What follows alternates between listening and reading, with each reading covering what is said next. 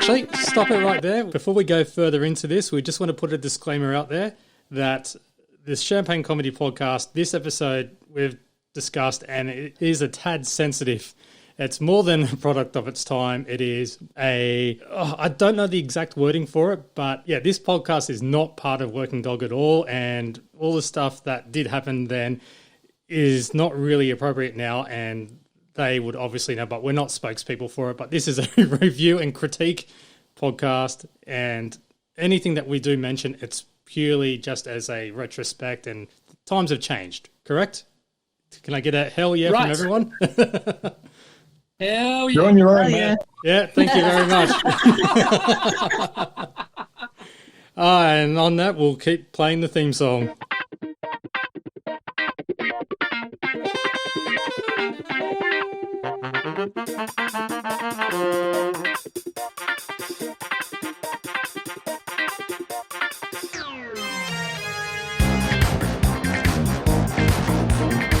Thank you, William Shakespeare, for your rendition of our theme, and welcome to episode 13 of the Champagne Comedy Podcast, where we talk about the best Australian comedy show from the 90s ever made, The Late Show, and other D-Generation comedy tidbits. My name is Matt, and joining this podcast today is, in alphabetical order, Alison, Daniel, Kim, Prue, and Tony. Hey! Hello! Hey. Oh, this episode is a fantastic one, but also, we believe, quite a controversial one when you kind of look back at it, but we'll get to that later and on. And a tad raunchy. Yeah, very Raunchy. But we've got a lot going on in this episode. In fact...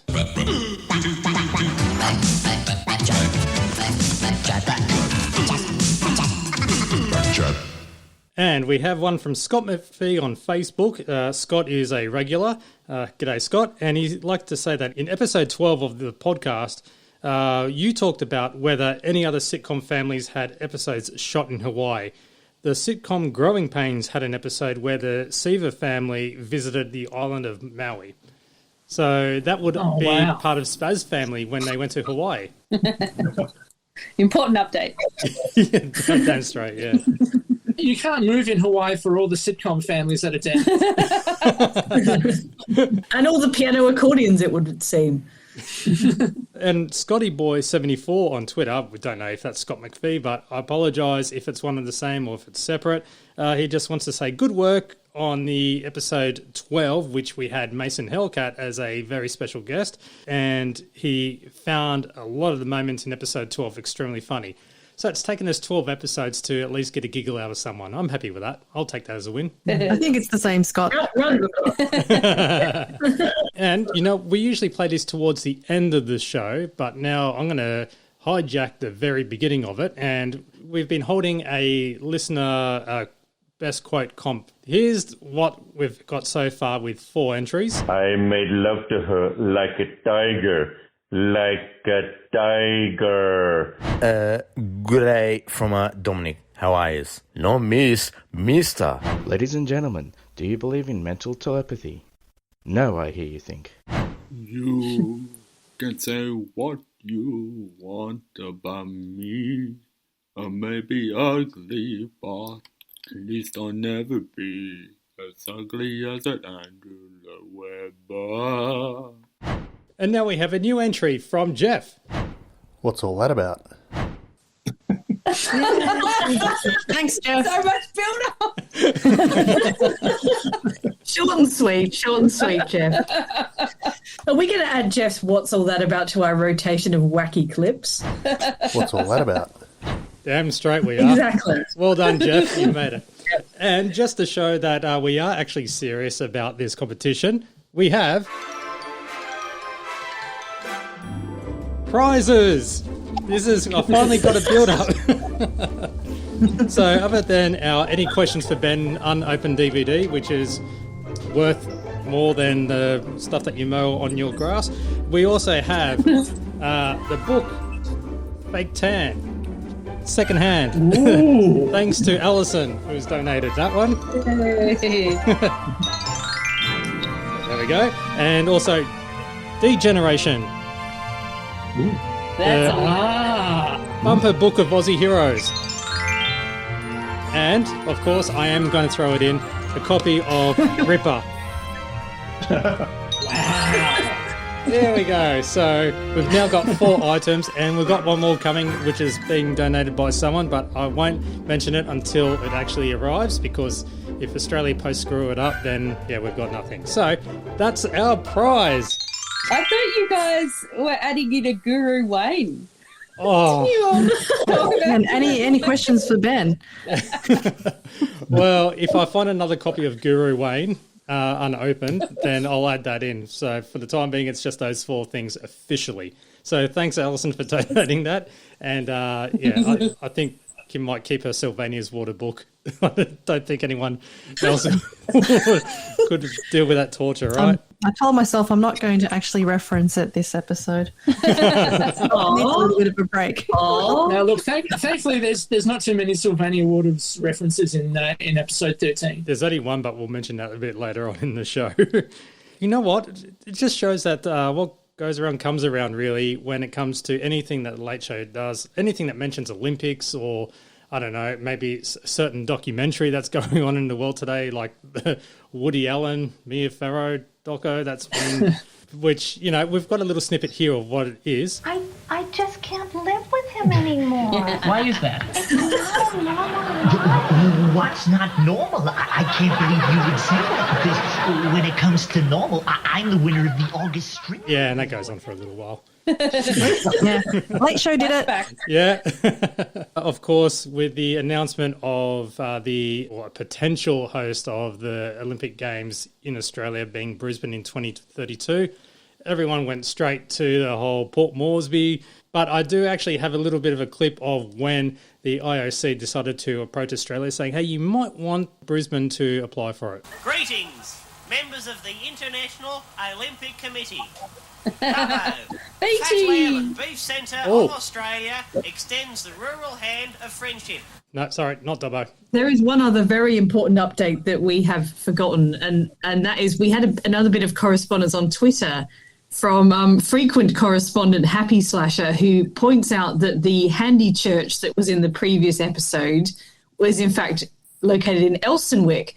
And I don't know if this is still possible in Australia, but if you go onto Google Maps and you search for St. Joseph Catholic Church, Elsternwick, you will see what I'm pretty confident is in fact the handy church.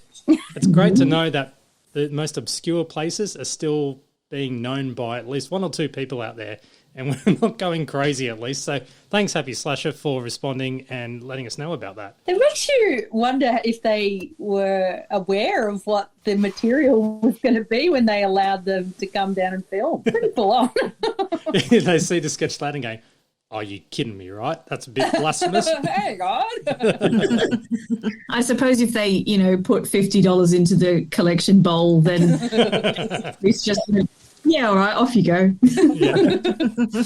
And also, if you're listening to this podcast or this episode before March 15, 2021, the Revelation Film Festival in Perth is holding a screening of The Dish, of Waking Dogs to Dish, at the Backlot Perth on March 15. So if you want to check out more information on that, just go to their Twitter, rev_film_fest. So it's rev_film_fest. So there's a little plug there. And now, after all that, we have Daniel. Have you got your program guide ready to go? Yeah, and this is from the Melbourne Age. I picked Melbourne because that's where the Late Show comes from each and every Saturday night. And on Saturdays, Ross Warnicky would do the Critics Guide to the Weekend's TV, which basically means he gets to put in his own persnickety comments next to all the listings. So on Channel 7, up against episode 13, we've got the movie Real Men from 1987, a woeful espionage spoof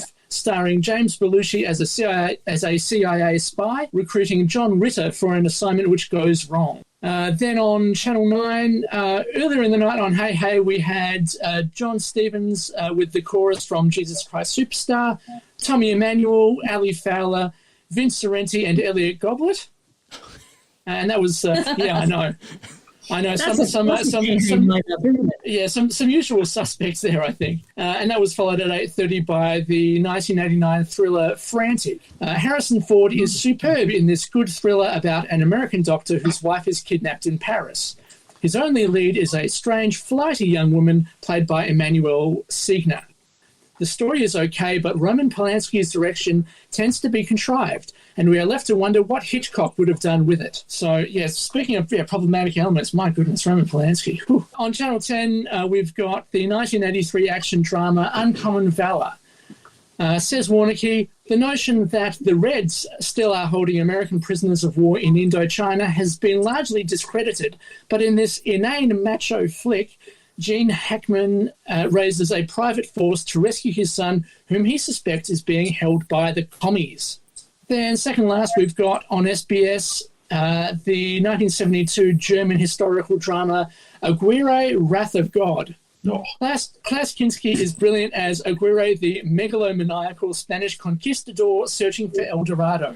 Rip-roaring action from director Werner Herzog, who also directed another movie that was up against Episode 7, The Enigma of Caspar Hauser. And then last of all, on the ABC, before The Late Show, we've got the last episode of the season of Alexi Sale's Stuff. No. Yeah, I know. So that means... Last what'll ever. I do without that fat bastard, Alexi Sale?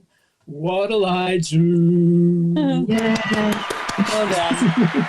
The answer is you won't laugh as much. Well, look, if you want to know whether next episode we do finally see Birds of a Feather or whether we see something else, look, you'll just have to find out next episode. How's that for sizzle? Sizzle. That's fantastic sizzle. Then at 10 o'clock, The Late Show, and we get another mini critique from Ross Warneke. So he puts down there, quote, rarely clever and generally crass live comedy show. Maybe the new Sylvania Waters Funniest Home Video segment will help, unquote. Oof. So either he's been hate watching, which I think he really is a hate watcher of this show, or he was tuning in for Order in the House and managed to catch the last 5 minutes. I like to think he was hate watching. Then after The Late Show at 11 o'clock, Order in the House, and at midnight, Rage featuring the Divinals. And that's it. Thank you, Daniel. We'll get into Season 1, Episode 13 of The Late Show, broadcast Saturday, October 17th, 1992. And, deja vu all over again, right? This is, at the time of recording this. The opening is the US presidential debate with, now Rob Sitch is on fire with this. Yes. He does everything in this. He plays President Bush, Governor Clinton, Mr. Perot, and the voiceover. So this is Rob Fest. Yeah. So this was just pure gold and unfortunately does not make the Best Bits DVD and all that. But I could say this is one of the best things that Rob has actually produced. Yeah, very good. It's very good, yeah. I think Rob Perot is one of those historical figures that you'd have no, you wouldn't remember it at all, except for the fact that we sort of grew up watching Rob Sitch impersonate him. And so you sort of go, oh, yeah, Rob Perot, I remember that guy. Ross Perot. Other than Poopy Pants. There's a lot of references to Ross Perot in The Simpsons as well. Ross Perot, wasn't he into euthanasia or something? He was into sort of slightly wacky kind of let's just kill people who are useless for society type weird. He was a businessman who just decided he wanted to be president because George Bush wasn't right wing enough for him, and he had all these really nutty beliefs. But because he also had a house full of money, he just, was used to everyone going along with him. And then, he just showed up and said, I'm going to be your president. And the voters said, no, you're not. They didn't do in 2016, but anyway. So unless you want to go into any detail on the US presidential debate, such as, saying the American people 6 times. It was interesting. I thought that I hadn't remembered that Bill Clinton was so accurately pegged as a ladies' man right from the start. I kind of thought that had sort of bubbled along over his presidency, but clearly before he even showed up, everyone just knew he was a pants man. Yeah, in the sketch, he's asked he's told that he's got 1 minute to chat up the female member of the questioning panel, and replies, "I can do it in 20." Yeah. I've done it in 15. Yeah. There's a lot to like about this sketch. You know, Ross Perot is quite a short man, and so Rob kind of plays on that by having him not quite up to the level of the lectern, so he keeps kind of jumping up like this. And also he's got these big kind of Prince Charles plastic ears on. I can't remember if Ross Perot actually had big ears. I assume he did. But one of the things that I really, really enjoyed about this, being a slightly cynical left-wing type person, is that any time there's a candidate for election who's even slightly left-wing, they're instantly branded a communist. And so you have George H.W. Bush kind of lowers a kind of Russian communist flag behind Bill Clinton when he's just talking about something pretty innocuous. So I thought that was quite a neat piece of political satire, which just kind of goes to show that, slightly left-wing people have been branded as communists for years, not just recently. And then they changed his name to Comrade Clinton as well. Yeah, exactly. Calling them comrade, all these kind of commie slurs that they at Labour or Democrat politicians. It was an actual thing for that election that Bill Clinton had gone to Russia as a student, and supposedly that was enough to make him a communist dupe, that he had gone on like a high school debating trip or something. But I did remember that was a big deal in the election. They really sort of pushed that he'd sold out America by acknowledging Russia existed in 1980 or something. Ooh. You bastard, Bill. It was pretty funny when Rob threw the grappling hook to the edge of the podium. I'll get there. Just give me a minute. The other thing I've got to add is that Ross Warneke loved this sketch because he wrote about it in the Green Guide the following week. Oh, finally, they won him over. Well, yeah, like he puts this in pretty much as an aside to critiquing Tonight Live in New York, which he absolutely hated. But he puts in this about The Late Show. The US elections provided plenty of fodder for comics last week. I keep watching DJ's Late Show on the ABC every Saturday in the hope that it will improve. And last week, it did. Their send-up of the presidential debates was one of the funniest things on TV this year. Oh, God. Wow. This guy. So there we go. Ross finally likes something, and we can confirm that he's hate-watching. Warneke is just the guy that gets up in the morning and has a bowl of All Bran with, water from the tap. He's just a horrible guy, isn't he? I hope he's not alive. I think he has passed away. Yeah, I believe so. Oh, no, he missed out on all the lockdowns. That's what he's... he died in 2006. Well, that's brought it down. Things hasn't. Yeah, but you can't slander the dead. That's the important point. Exactly. We'll say whatever we like about him from now on.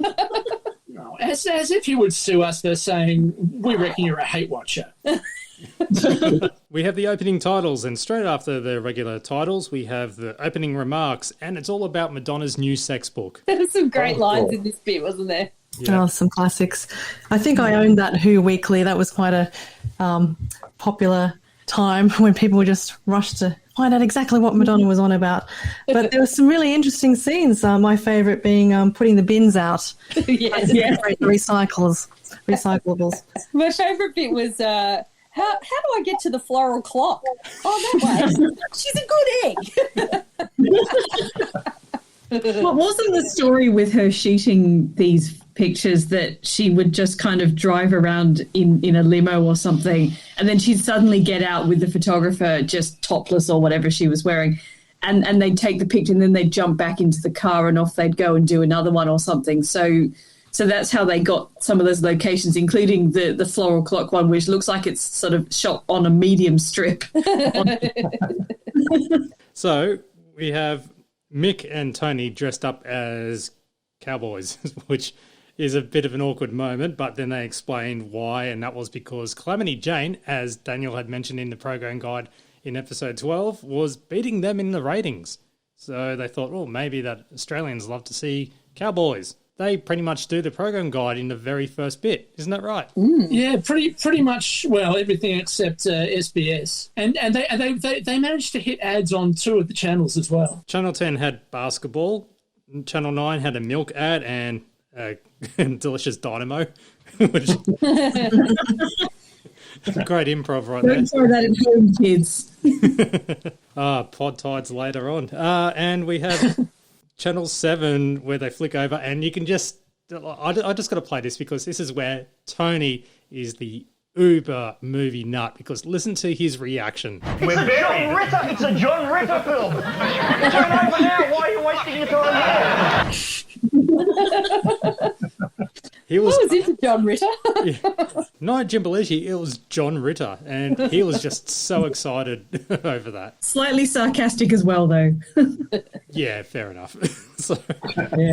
Yeah, but that movie was Real Men with John Ritter and Jim Belushi.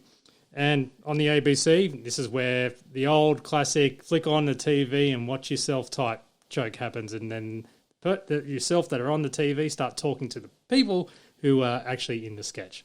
So that was very cleverly done. Although, mind you, TV Mick tells on stage Mick and Tony how unoriginal it is, saying, "I remember Glenn Nicholas did it on The Big Gig." Yeah, I remember that. I actually remember that episode. That's all I've got to say about that. I actually remember that well. I remember my art teacher did something like that. He was in the room and he had a fake gunshot, ran out of the room, and then he was on the TV saying, if you are listening to this, I have just been shot. And it was one of those avant-garde moments of art class in year 11 or 12. So we have News Desk with Tommy G, and Kenyan woman hosts Africa's inaugural Tupperware party. And yeah, it's a shot of a couple of pots and pans, really. You've got Jeff Kennett revealing how he keeps his hair in place with super glue. Yeah, it's a good thing it's not Gorilla Glue. I don't know if you've heard of this story, but there was a woman in America who styled her hair with something called Gorilla Glue, which is basically it's like a very strong spray adhesive, and going, how the hell do I get it out? And had to go for a proper procedure where chemicals had to be added to try and break it down. Oh, wow, that's weird. Wow. So there you go. Then and now, super glue with Jeff Kennett and the Gorilla Glue girl. If only that had happened to Jeff Kennett. Yeah.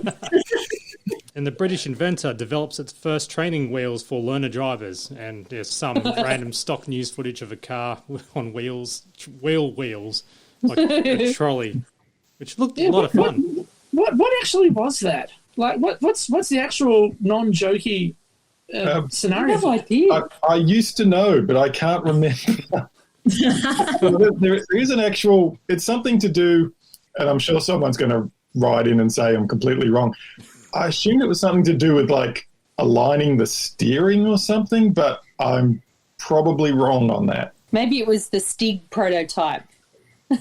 First stunt driver. So the great debate in the US, and the spotlight is on the vice presidential clash with Dan Quayle practice pointing and speaking, and then the emblem falls off as well. So that was actually pretty funny. Yeah, I like that. It's not quite as good as Theresa May with all the letters falling off behind her and also losing her voice at the same time, but it's a pretty good one. Look it up on YouTube, guys. It's great fun. Hours of fun.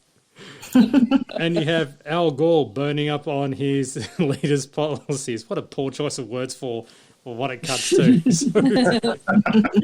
Something which would be available on SBS. I guess it was only on screen for like 1.5 seconds. That was full frontal. Come on, Matt. You don't have to pussyfoot around it. It's a photo of a naked girl with a very carefully placed hand over the private parts. You notice. Yeah. So certainly I noticed it because I studied it at half speed. Oh. Did your VHS wear out on that particular spot? Yeah, I did have to adjust the tracking a little bit. This is what men had to do for porn in the 90s, wasn't it? Independent James Stockwell went on a cruise and on a private yacht, and that just cuts to a Japanese submarine. So, I'm guessing... I don't know much about James Stockwell, but yeah, obviously... He was an admiral. That's all there is to know. Okay. That's the. I would say similar to Ross Perot. That he might be. He might just be a rich man just trying to get in there with a bit of money. Gotcha. And the presidential candidates are out and about with Clinton meeting cheerleaders. There's the foreshadowing right there. Yeah. That's when they placed a bet if you could sleep with the cheerleaders. And Japan sends troops to Cambodia. They won't be carrying guns. They'll be carrying cameras and souvenirs. Oh, boy. Yeah.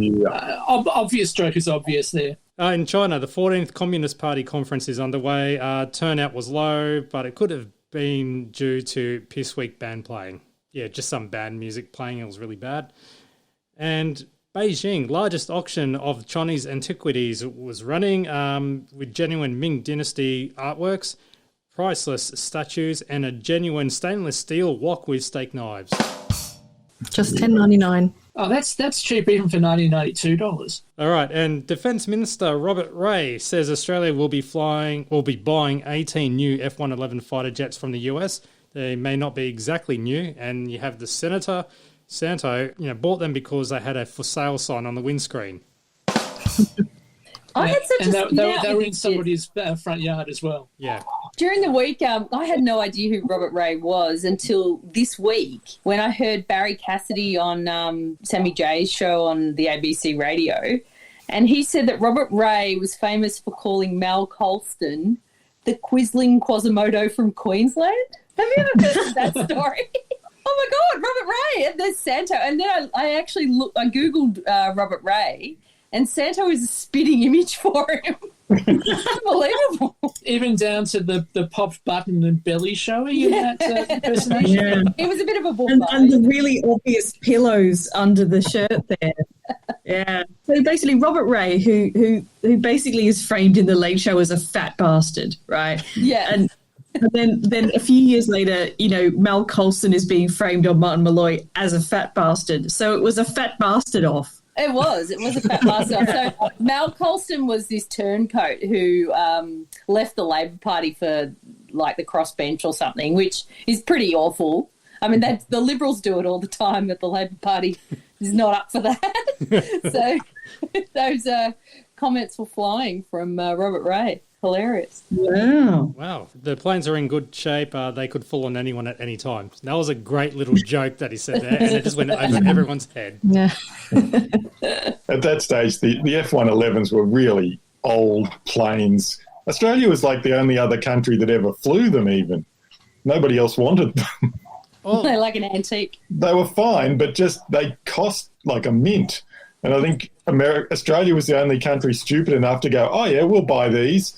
And then, America had them over a barrel every time, the windshield wiper broke. It was another $1 million to get it fixed. Australia has a really bad record of buying military hardware, doesn't it? Like every time the Defence Department buys something, it suddenly costs an absolute bomb and it doesn't work. Like every time. It's like it's mandatory to do that. Just like the submarines. Yeah, submarines, exactly. And now we have former Soviet Republic of Georgia held general elections. Some questions were asked if smoking should be banned in tanks, with footage of the tank on fire, and should brown vinyl jackets be banned. Yeah, they just had some guy wearing high-quality leather. That wasn't the only question that was on that little ballot insert, if you pause it, because they had questions like, should all cats be shot?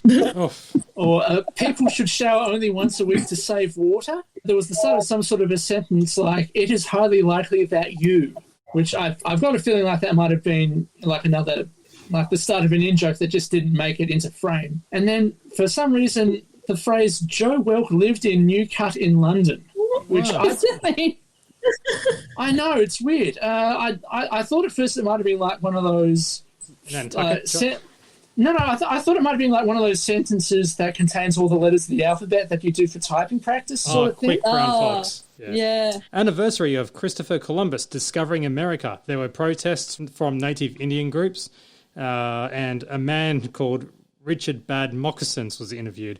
Now, I don't know because the quality of the VHS tape, if that was made up for him or not. Or like if it was a late show joke, or if it was actually. I think it was. Okay. Yeah, because it was pretty convincing. Come on, there's no Native American out there that's actually Cool. Yeah. No, it's definitely Late Show moccasins. Yep, and the camera cuts to him wearing bad moccasins. And violent protests in New York, but it had nothing to do with Columbus. They just wanted Steve Vizard to go home. So, Oh, God. Yeah. Yep. So Steve Vizard's Tonight Live had a sabbatical in New York, did it? Yeah. Yep. What a rot. Well, he did. Of course, he did the Tonight Live from Barcelona, didn't he? Oh, gosh. Talked about last year. Ross Warnicki did talk about it, the next week in his Rewind column in the Green Guide. If you saw any of Vizard's Tonight Live specials from New York last week, you would begin to realise why, despite all the hoopla that accompanied the Big Apple shows, the Americans were unlikely to regard it as much more than a travelling amateur hour. Showbiz, AIDS-stricken ballet legend Rudolf Nureyev wants to die on stage. Organisers of next year's Logies are thinking of inviting him on. And Madonna's book Sex comes out the next day, and some keen collectors already have an advanced copy, and they cut to Pope John Paul holding a book. He's a good Catholic, Madonna, so, it's entirely appropriate. Oh, yeah. There's some very quick jokes in there, and probably half of them hit and half of them didn't really. It was an epic news desk, though. It did kind of feel like the kind of news desk you'd expect midway through the run, where they'd kind of burnt through any sort of safe material that they had, they'd worked up, and it was like, what have we got we can work with this week? Yeah, a lot of it was very sort of topical, I guess. Yeah. Now we have The Lounge, and Jason Stevens sets up one of the best sketches ever done, the Elderly Operations Centre. Oh, I'm not a big fan of the Elderly Operations Centre. Am I the Lone Ranger on that one? Yep. I've got to admit that sort of as you get older, it sort of takes on a bit of a different meaning, really. Because, like, I would say, yeah, my younger self would go, would be hating those elderly people, doing whatever they want, and basically ruining it for all the young people. As I get older, it feels like something to look forward to. It's like between this sketch and the Grannies episode of Bluey, it's making me feel good about getting older. So you just want to do this, Daniel? Hello, Channel 9? Yes, I'd like to complain. The other vendors just said bottom. You forgot the bad language. Shit. See, when I first saw it, it was like, old people, they're so annoying, they get in the way, they're so slow. And then watching it recently, it's just like, other people are so annoying, they get in the way. It's just sort of, my dislike is just, I've removed the ageist part, and now it's just everyone's annoying and getting in the way. I think society's changed quite a lot because, like, elderly people seem like less of a thing these days because, I remember when I was a kid, you would see this kind of like a Toyota Crown or whatever, and it was driving really slowly, and the driver would have a hat on or maybe an outfit or whatever, and you literally would see that stuff, right? And nowadays, like, elderly people are not generally driving Toyota Crowns and wearing hats and going to bowling.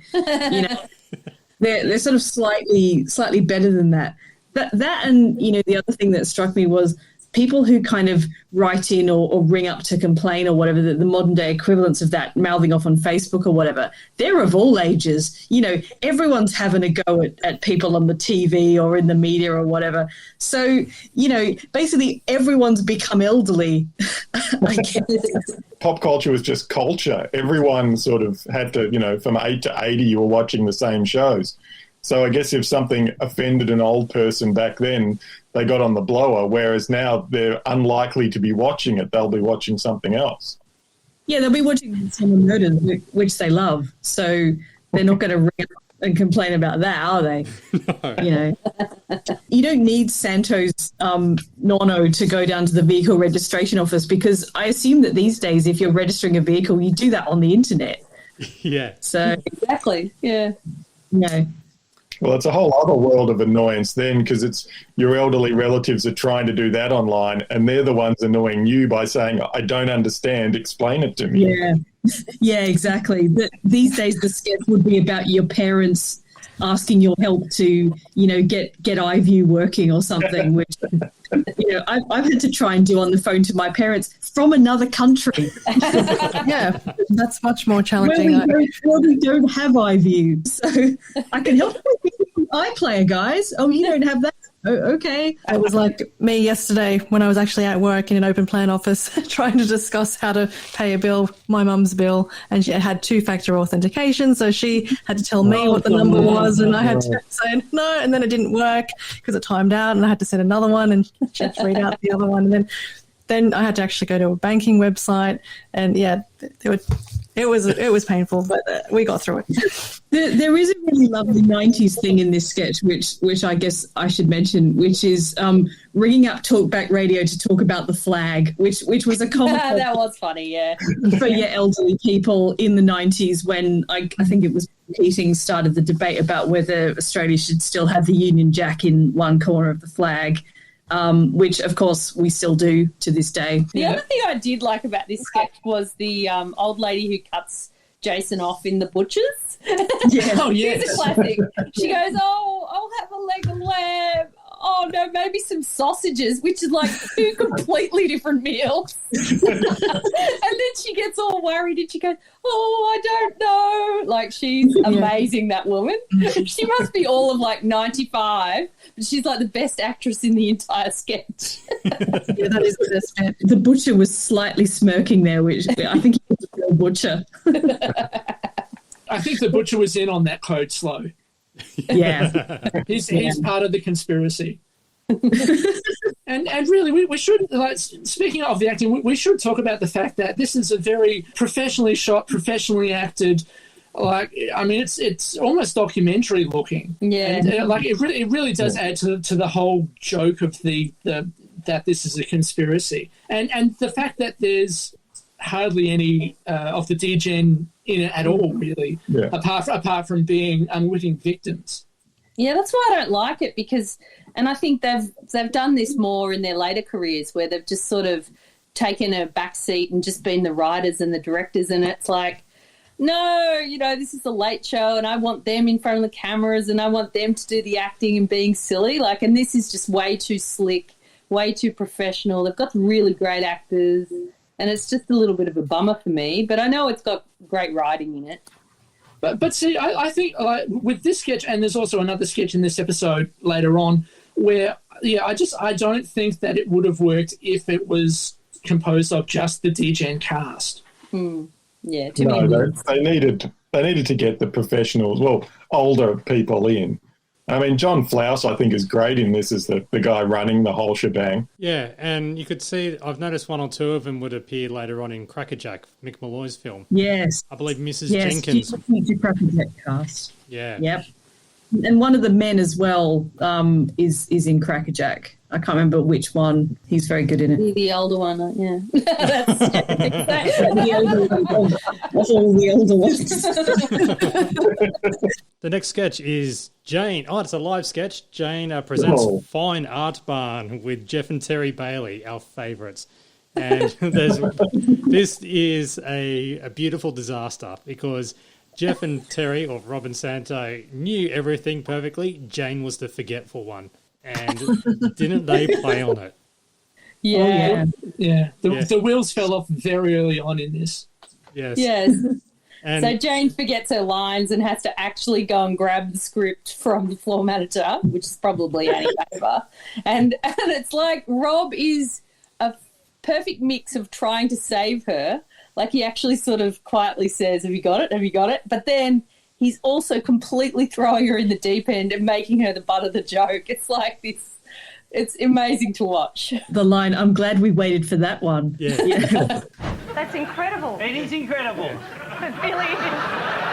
I wonder if you've ever considered what it feels like to forget your lines on national.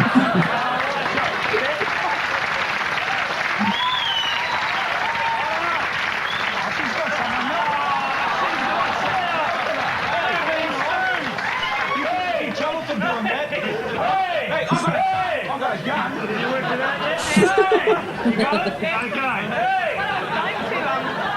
What I was trying to comment on was saying that Doug certainly is a very versatile artist. Geez, I'm glad we waited for that one. Versatile. Yeah, versatile. Back to you. Surely. He sure is. He's a very versatile artist. No. What does he? You know what he specialises in? What's in? Tell me. Panel vans. So yeah, they were talking about Doug, who is a fantastic artist, and got all. But just happens to be expelled from the Heidelberg School. yeah. Because some of his features were that the beauty of his work, he could actually flip it over, and he does the back of it.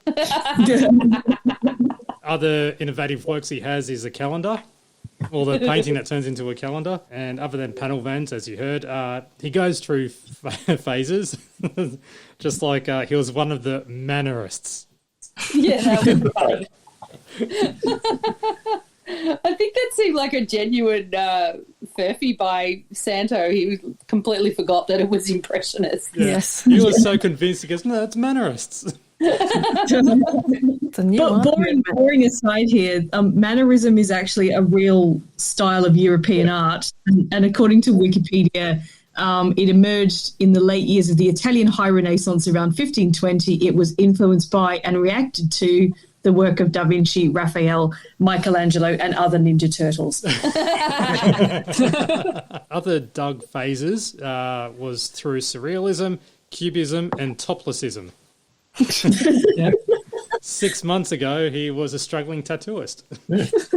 And he doesn't seem like high art, but he did go through the dogs phase. So, and then they show, painting of dogs doing whatever, kind of like the playing poker type thing.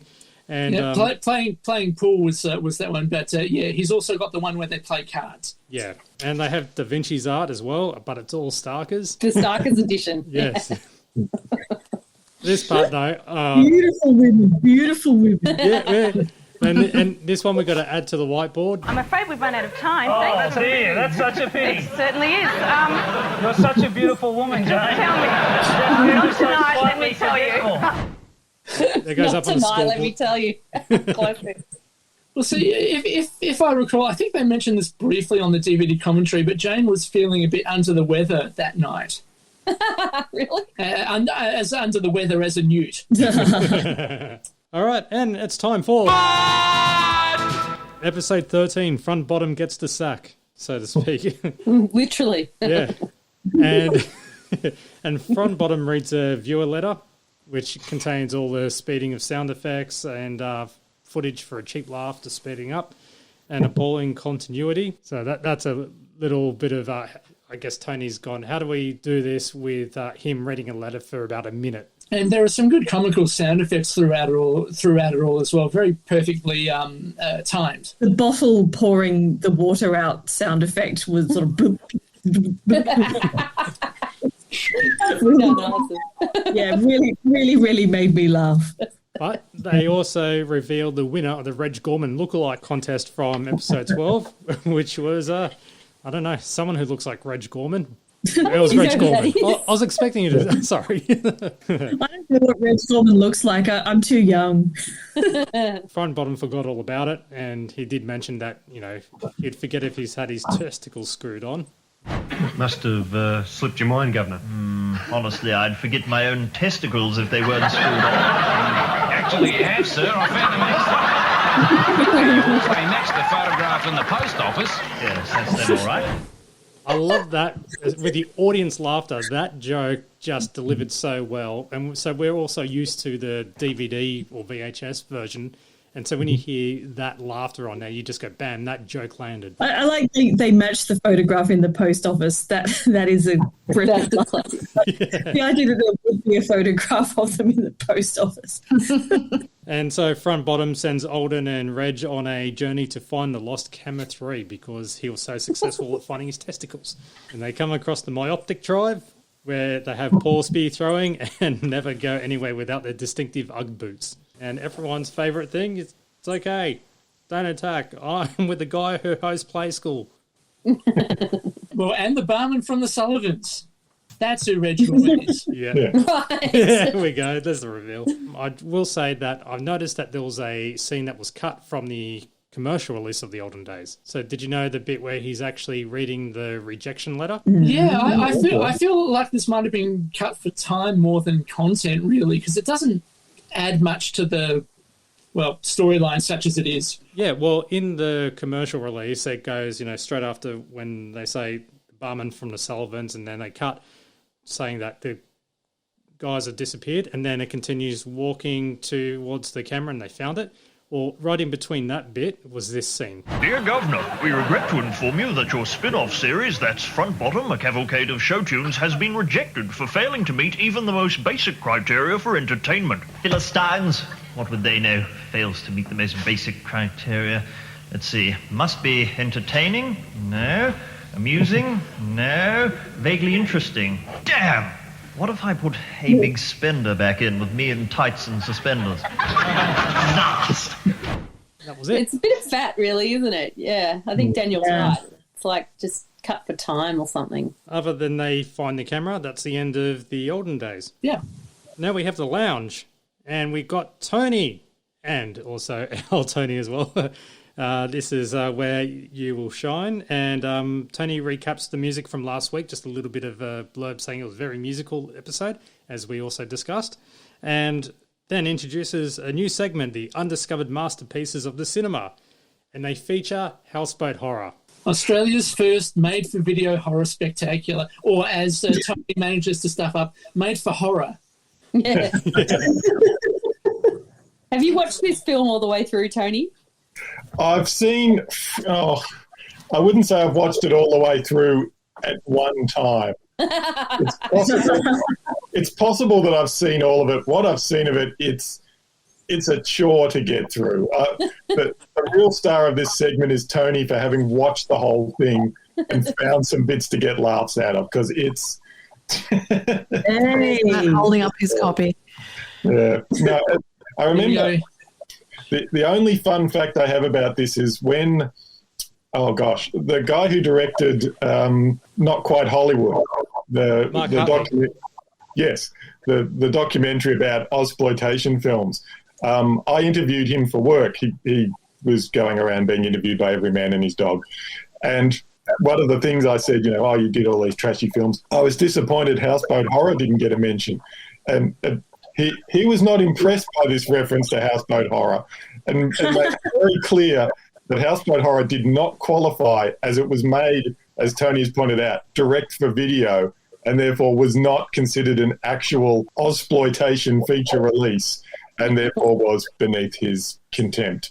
So I rapidly moved on to something else. I think, though, I rapidly moved on to Outback Vampires, which was another dodgy tax dodge film that was made, I think, especially for Channel 9, and I think featured Red Simons. So I did not endear myself to Mark Hartley that day. Wow. In the 80s, making these kind of straight-to-video horror releases was quite a phenomenon, isn't it, with the rise of home video and stuff? Did Australia make quite a lot of these? Well, in Australia we had, and a more prepared subject would be somebody who knew the actual name of it, but there was an actual tax dodge where you would make money back from investing in Australian film, even if the film made no money.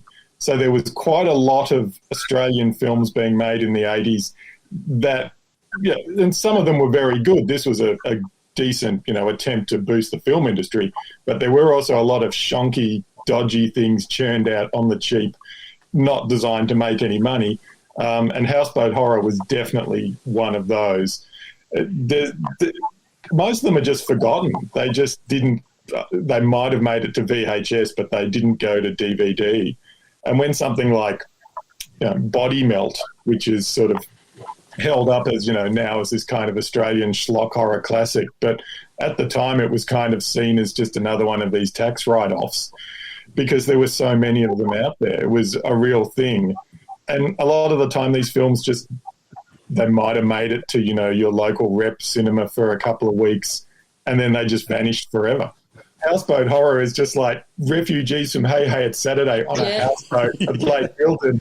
Just and roping in Allendale.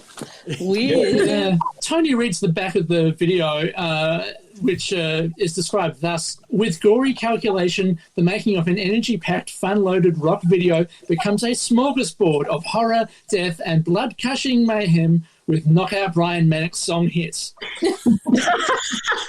I've got a little treat for you here. Oh, no. This is exclusive to Champagne Comedy Podcast. Oh, no. Okay, it is for another podcast down the track, but this bit I purely got for our podcast here. So if you subscribe, you would have heard this trailer little teaser. Hey guys, girls, it's party time. Come up here. It's view's magnificent. You'll bar up. Gavin's got all the good lines. Shit! What sort of arsehole would do that? Those are the two best moments in the movie. Am I wrong or right? Or No, you are 100% correct. all right. Well, I did speak to the one and only Gavin Wood earlier in the week. Oh, wow. Yep. Big And time. he's fantastic. So he does his own podcast called the Gavin Wood Countdown Podcast, where he interviews an artist, music artist, which is featured on Countdown. If you are listening to us, you should listen also to Gavin Wood's Countdown Podcast. Highly recommended. Now, I did talk to Gavin about Housepot Horror because we could have easily spoken to Danny Tregoning, who had a little bit of behind-the-scenes knowledge as well. But because Gavin was one of the main stars, unintentional main stars of the film, this is what he had to say. Jimmy Costello, which was always the name. If I ever went bust in radio and creditors were trying to find me, I'd go over to Perth and get a job on radio there, and my name would be Jimmy Costello. That was my alter ego. Oh, wow. So you got to play with that and be in your own little imaginating world, really, playing that character. Yeah, that was a lot of fun. I mean, that movie, people are still talking about it. It's like Countdown, it was done with, the best intentions, and it was done with heart. But that movie was done for $10,000. Wow. Yeah, we got $10,000 out of the underground disco, and it paid for some of the crew. I did it for nothing. A lot of people did it for nothing. They ran out of money for catering, so one day we got lettuce sandwiches for lunch. Oh, wow. That's when we realised that things aren't going too well here. The director, Kendall Flanagan, had a heart attack halfway through and couldn't continue on, so Ollie Martin had to carry on and be the director. Oh, it was a mess. The film crew and the television crew, it was kind of half-half. And the film crew hated the television crew because the television crew were all falling down drunk, and the film crew were very professional. So there was a lot of that. There was just a lot of booze, and I think we worked for booze for 2 weeks up at Eildon. It was. Look, we'd never made a movie before, and I think just the idea of making a movie was very romantic, and we did it, goddammit, albeit that bad, but we did it. The line that you're really known for in that movie was saying, the view's magnificent, you'll bar up. Now, yeah. Was that an improv line or was that in the script? Yeah. No, it wasn't in the script. They just said, get up there and be excited about the view. And I went, oh, God, okay. I said, hey, fellas, girls, guys, come up here. It's magnificent. The view's magnificent. You'll bar up. And then they went, perfect. That is amazing. And isn't it funny? Just a simple little thing like that, it stands out and remains part of the culture. I think it's magnificent that this $10,000 movie is still getting people talking about it. It's quite amazing. A few years ago, I think it was the first APR Tom Alive tour, and Brian Mannix was in town, and so we did a presentation with him. Yeah, and I showed him, I tracked down a copy of Housepot on DVD and showed it to him, and he just laughed his head off, and he goes, mate, this is a pure piece of shit. I love the fact that it is shit. Yeah, and on the front it's got with snappy Brian Mannix hits or something, isn't it? Yeah, knockout Brian Mannix hits, and he just rolled his eyes. Knockout Brian Mannix hits, that's right, because he wrote all the music. Yeah. He goes, there was a lot of fun times, not necessarily in the movie, just a lot of fun times during that movie. It basically was. It was just controlled chaos, and as I said before, a lot of VB. That's excellent. What a legend Gavin Wood is. I have a whole newfound respect for him.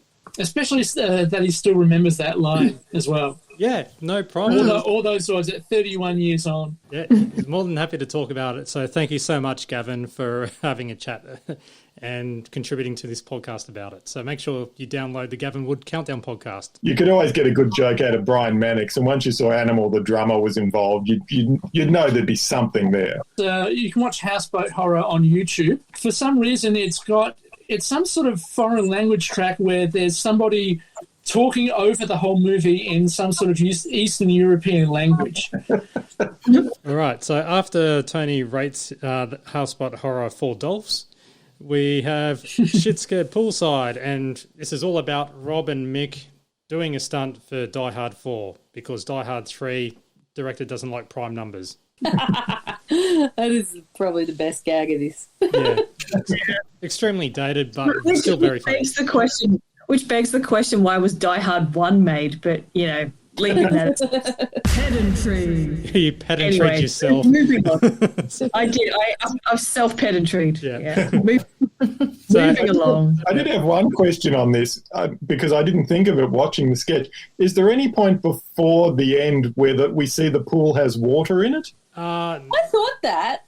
I only saw the water at the beginning. Water was in it. Yeah, because I was wondering whether they just went, the pool's empty today, we'll film it, or they actually emptied it while they were filming. I'd say that they probably did that while they were filming. Okay. Or unless where they were standing, there was another pool which was still dirty. It looked pretty dirty, the pool. It was gangrene. Yeah. I wasn't the only one obsessed with these pools, because I was obsessed with it, because I'm 99% sure that the diving tower is from the Harold Holt Memorial Pool. Now, that is a pool. It's not a joke, people. Yes, it was a cause of much mirth when we used to go there for our swimming carnivals. But there was also another pool nearby, maybe Murrumbina or Carnegie or something. And I can't remember, but one of them was famous for, you know how outdoor pools that were built like in the mid-century, they're kind of crap and they have a lot of cracks in them and they actually leak. Yep. Mm-hmm. These pools leak quite often, those ones out in that area of Melbourne, and they just flood neighbouring houses. And I know someone whose job it was to constantly kind of fill up the pool so that it wouldn't run out of water, but they're only teenagers who run these pools, and they left the tap on overnight. Completely flooded the suburb. Oh, wow. But yeah, I was fascinated to try and pinpoint which pool it was, which was the one with the filthy green sludge in it, which was the one with the diving tower, which I think was Harold Holt. So there you go. I think this was shot in two halves, because there's all of the outdoor pool stuff, and you're going up on the diving tower, and then all the indoor pool stuff with testing the airflow and Robbie doing wee and all that sort of stuff. The trafficking, yeah. And again, it looks like it was shot quite a long time ago, judging by the length of Tom's hair. Now, also, this is the first time that we hear that theme. That's a bit of library music called Hit and Run. Oh, yes. You'll definitely find it on Spotify, because I think it might have been tweeted out before, but it's called Hit and Run, and it's by Ralph Dollymore, and it's from the KPM Brown Sleeves series of production library music. Can you hum it, Daniel?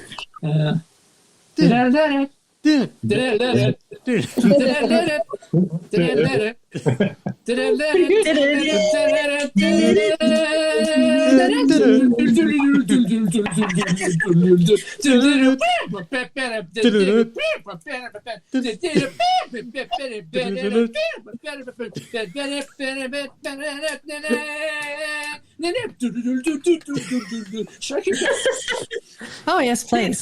This is turning into a kind of freeform jazz club, isn't it? This is really, really groovy, guys. Yeah.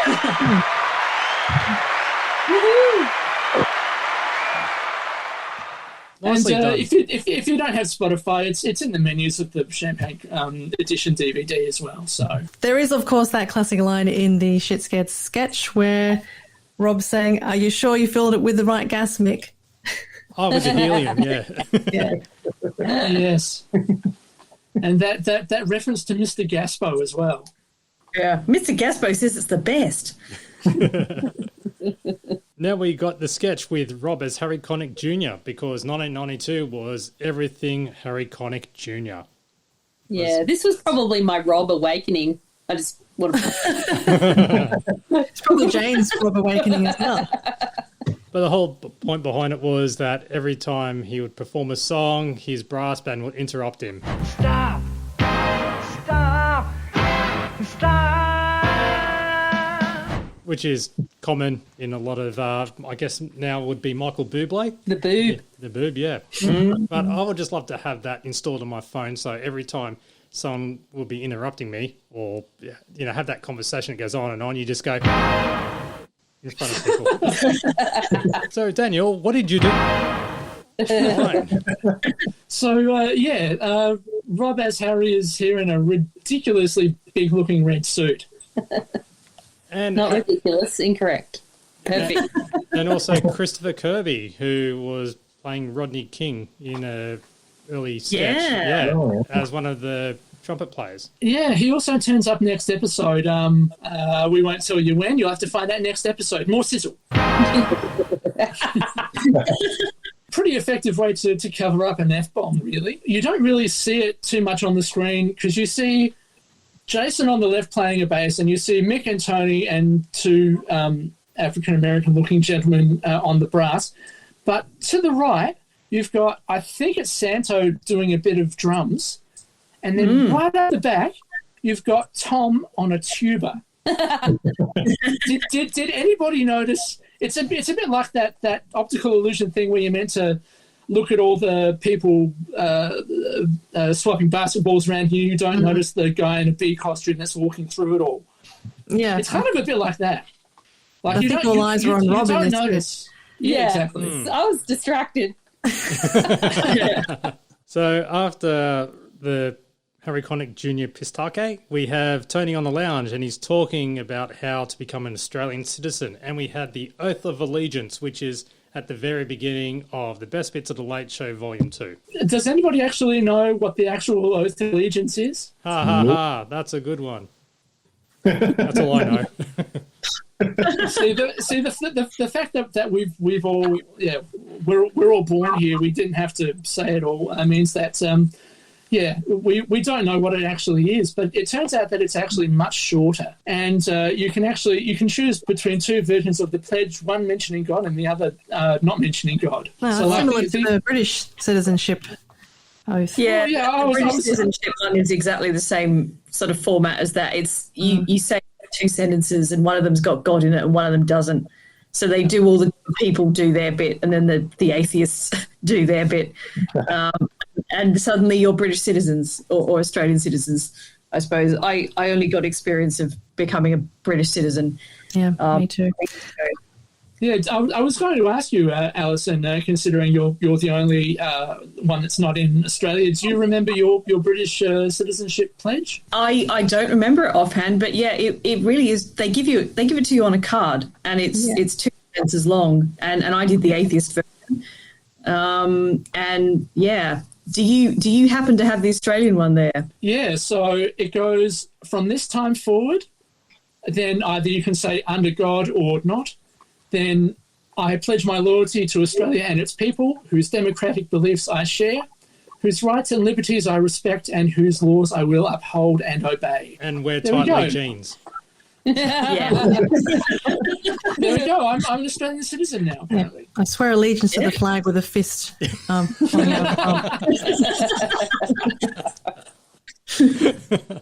But yeah, the piss take of the Oath of Allegiance here is pretty much saying that, if you're going to become an Australian citizen, you're going to get the piss taken out of you for your heritage, basically. Yeah, I caught the last line, which was, unless your kids get kidnapped by a Malaysian, in which case stiff shit. Topical reference there. Yeah. Very, very topical. This is quite a decent piss take, I think, as well, of the kind of cliches around, people from different countries. So, it's sort of, it's jokes about kind of New Zealand shagging sheep or, British people being whinging bastards. But really the sort of joke is actually about Australian attitudes towards those nationalities. So it's quite a good parody, I think. As long as you know. You're a pack of assholes. That's all you Yeah. that should be incorporated into the oath, clearly. You'll bar up. Yeah. Yeah, that too. Again, it wouldn't work if it was the DJ. It works a lot better when it's a whole bunch of extras and also Michael Hirsch lurking in the background. Bit of Hirsch, you can't go wrong.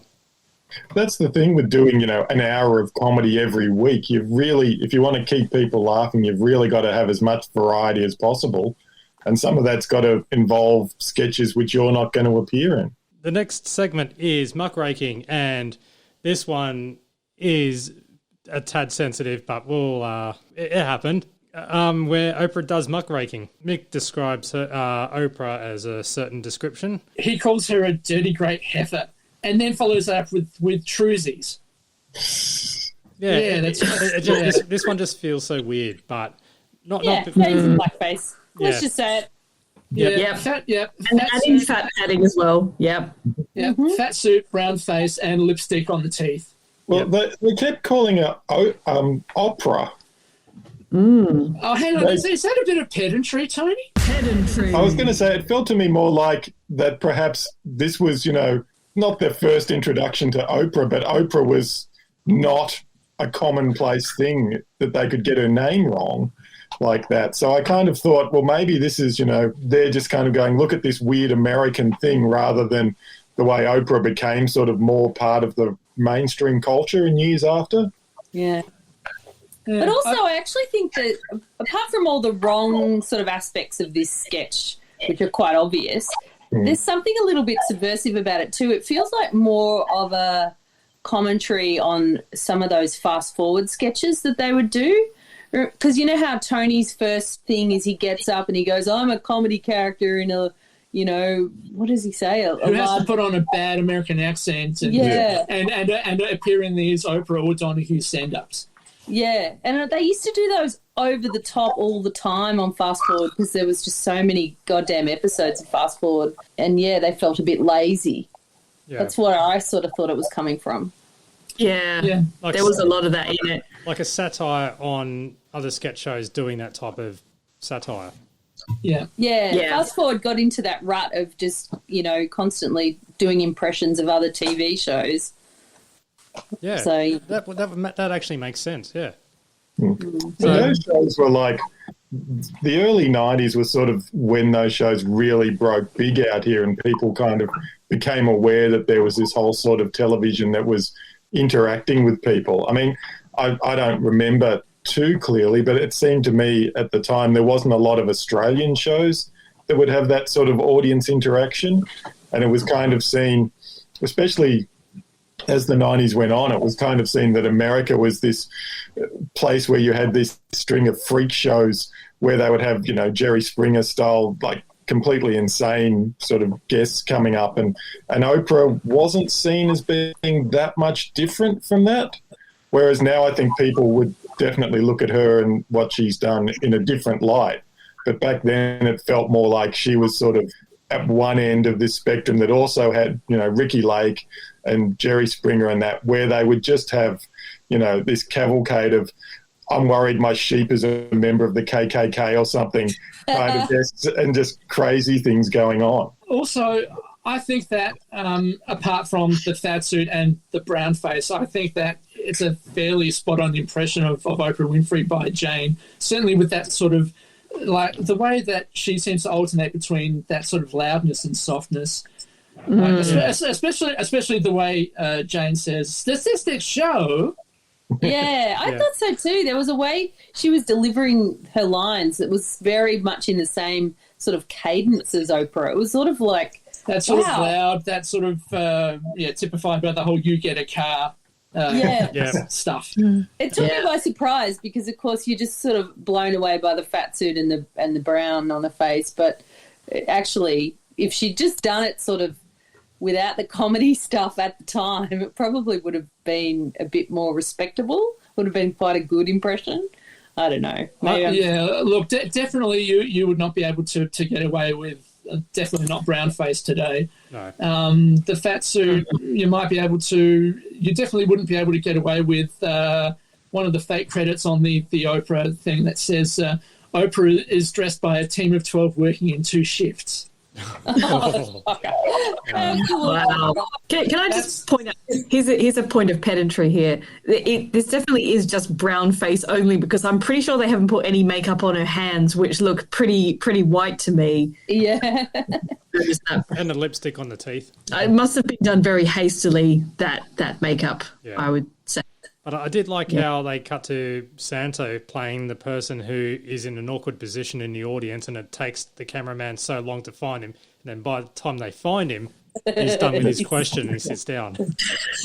Yeah. Funny. The other thing that was a bit dodgy, but I couldn't help but smile at it, was when Jace goes, "Have you got something to share, Michael?" And Mick goes, "Yes, I've been sexually abused. She tied me up. She called me love chunks." And I love that. I love that little turn away after he says "love chunks," like he can't bear to hear it. Straight back. Yeah. Yeah, and then Oprah very seriously asks, "How old were you, Michael?" And he goes, 25. And she goes, "Was it a relative?" And he goes, "No, it was a big blonde woman."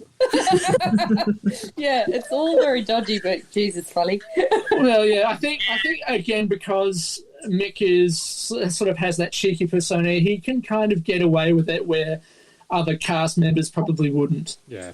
Yeah.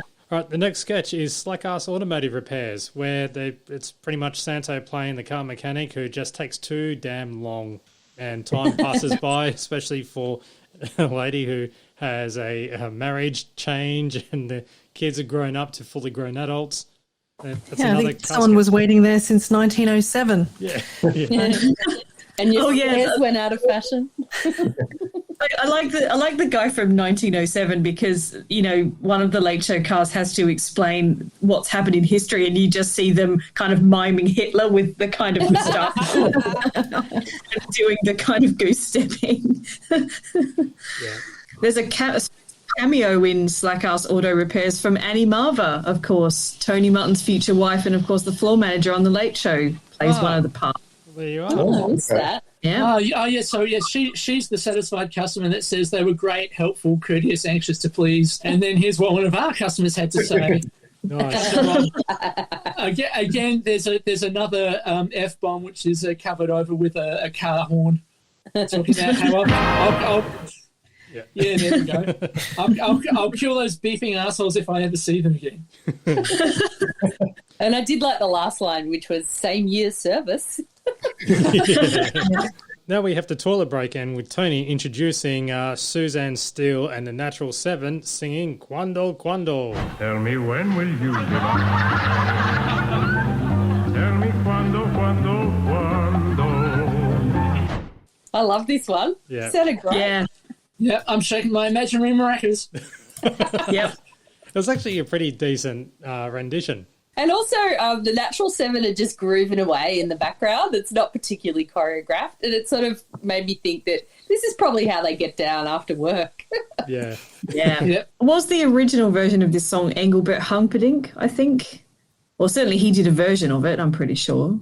Surely it's some traditional 1907 song.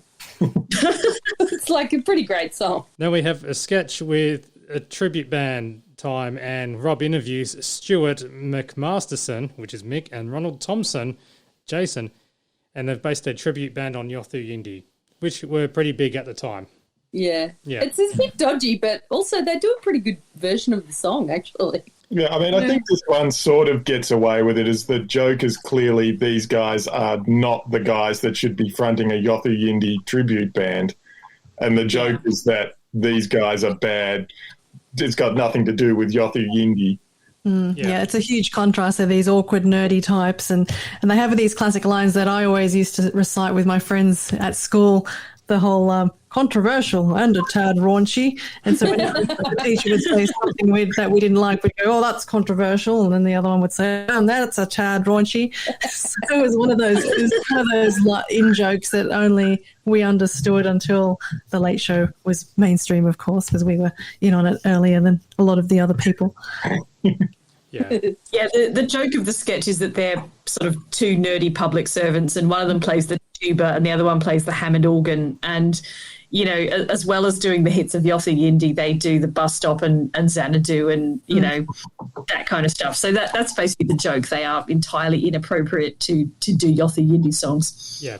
Don't forget Milkshake by the Village People. Oh, yeah. Yes, yeah. From Can't Stop the Music. Yes, it's a good note, every New Year's Eve, it's on Channel 9 like clockwork. Yep, and Tony Martin warns us all. Oh, all right. Also, Rob is very hot in that sketch. Okay, moving on. John Harrison's going to be very upset that you're cheating on him. Yeah. Oh. All right, sketch I like time. Mick doing the knee swapping illusion. Trademarks. So yeah, I think they just managed to get away with not being offensive. I think if they were doing this today, I think they would be slightly over the line. Really, I think our tastes have changed significantly. That you couldn't do this sort of sketch. Well, you could do this sort of sketch. You just pick a different kind of inappropriate band.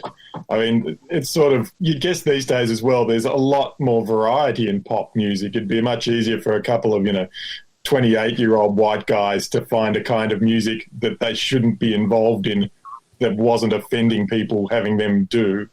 Yeah, like Hilltop Wood or something like that. Them doing Nicki Minaj. Yeah.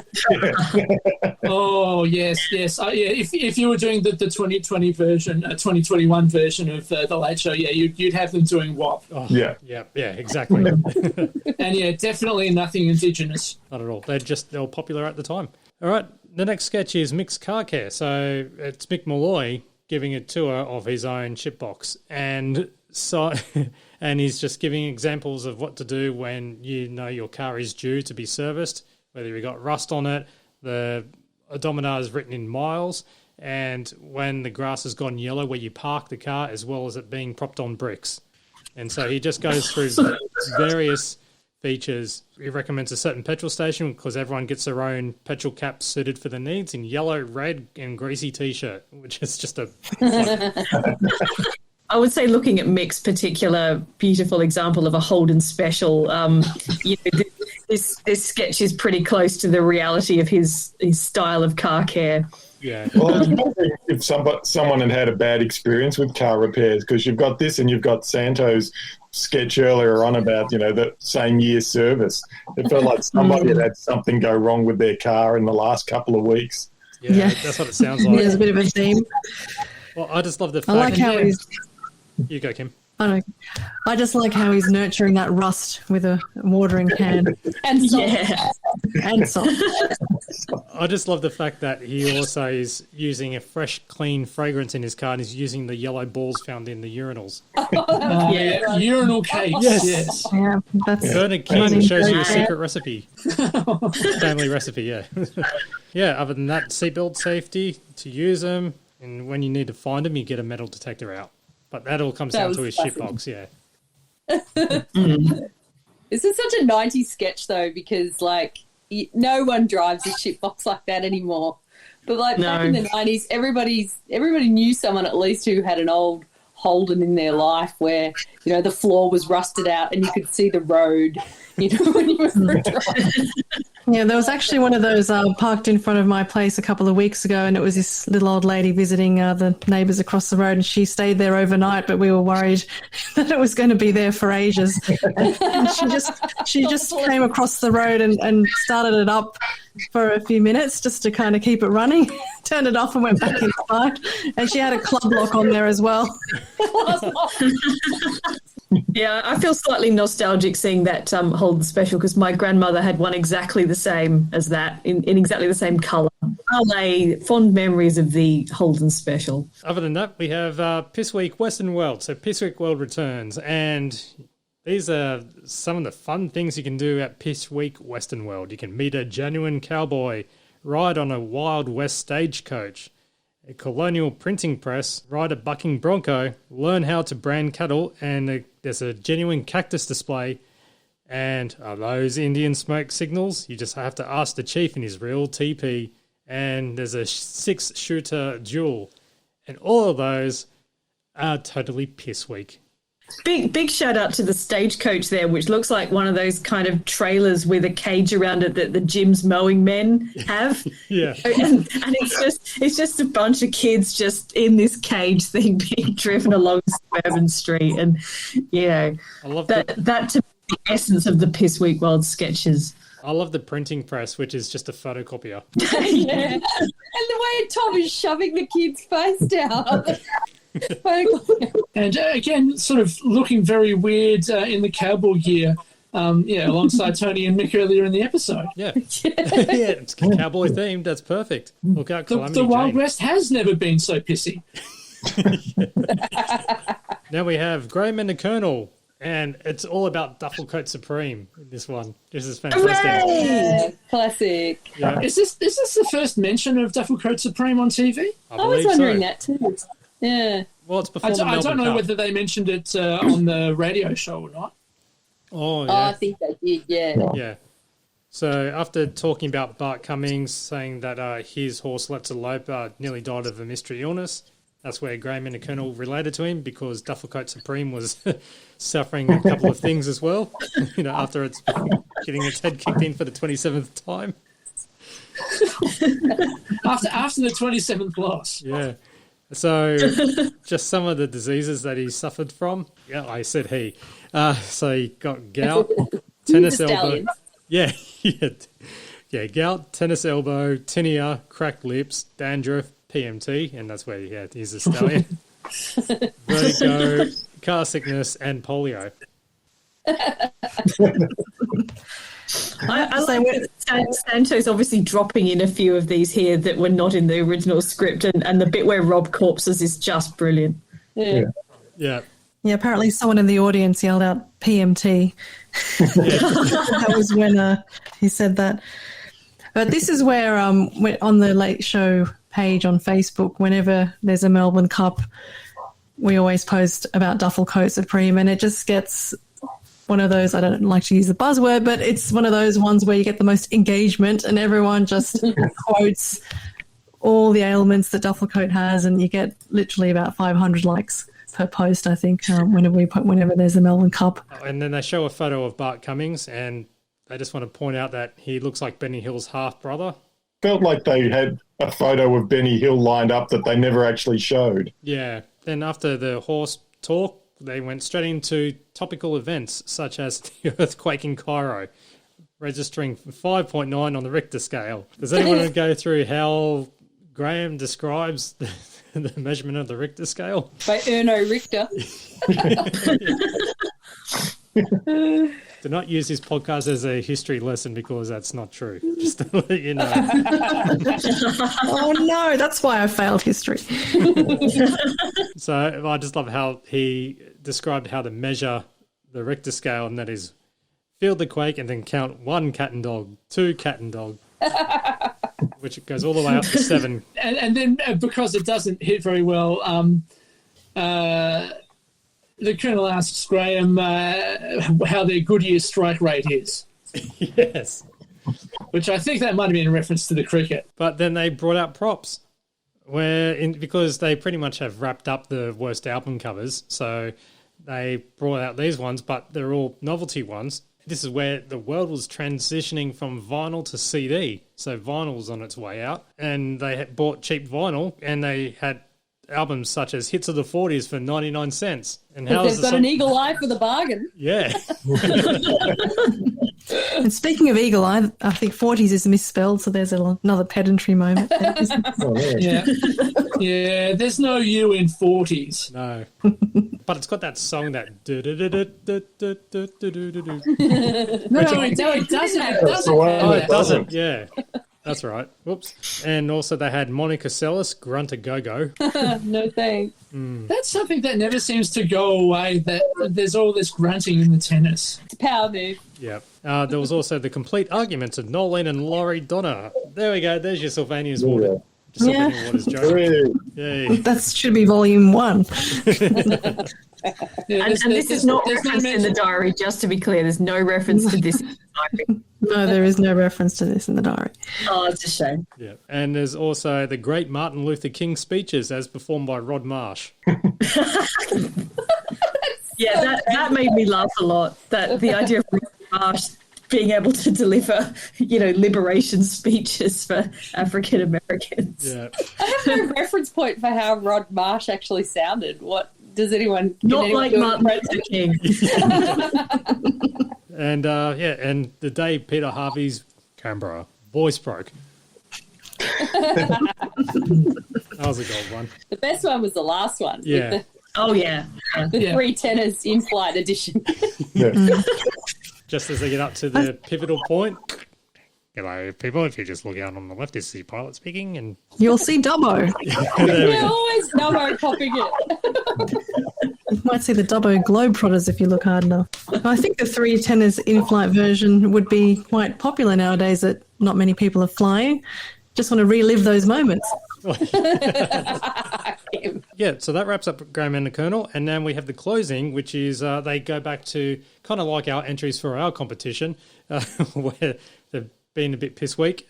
Film Your Own Sylvania Waters competition, and they had one entry, and they couldn't even play the audio, so obviously they probably had a fair bit of cursing in it. Okay, can't do it for legal reasons. Which is kind of concerning because the footage is basically the parents on one side of the parents on one side of a table talking to a very young-looking kid, and if they're not able to play the audio of what they're saying, it must be riddled with F-bombs or something. Oh, You've forgotten the bad language. I thought it was perhaps more that the audio quality wasn't quite up to scratch and they had to come up with an excuse for why they couldn't play it. But yeah, possibly. I've kind of got the feeling, considering the other stuff that they put to air, that's come from handy cams and home video. I don't think technical quality is that much of a bar, really, to get it on TV. So after that, they wrap it up. There's an after credits, kind of like a Marvel thing, and where they have the elderly operations centre complaining about the Late Show just finished up. And someone had said the word shit. I think it's just the first time that we've seen something post credits, really. And he's imploring that he wants everyone on the phones right now complaining, and he wants 10 letters to back chat. So I do wonder whether, anybody having seen that, whether they did get a flurry of letters. And then after that, they did the audience tickets with Tommy G acting like a nervous person, telling him to call the phone number if you want to come in and be on the show. Yeah, that was pretty funny. Yeah. So that pretty much wraps up that episode. Just about. Now, did anybody spot there were actually two not normal credits this episode. We had the usual Michael Hirsch one. Anybody see that one? No, I missed it. Okay, Michael Hirsch was in charge of the olden days continuity. So doing a top-notch job there. And the other one said closing remark by Monty Maziels, which I don't think that... See, it was John Flaus who was the head of the Elderly Operations Centre, so I'm not quite sure which one was Monty Maziels. That pretty much ends this podcast as well. So for this time, but we've still got episode 14 coming out in a fortnight's time. Other than that, thanks so much, everyone, for joining again.